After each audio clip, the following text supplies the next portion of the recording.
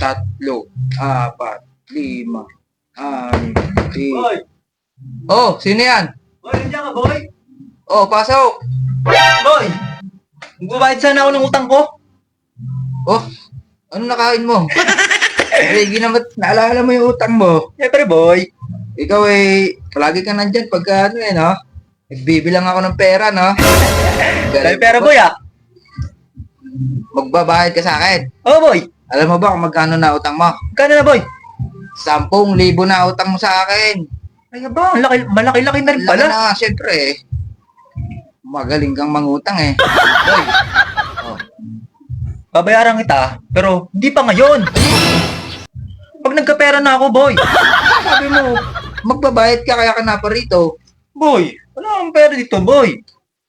Boy, baka pwedeng padagdagan naman dyan kahit 1,000. Ay, nako, sinasabi ko na nga ba eh.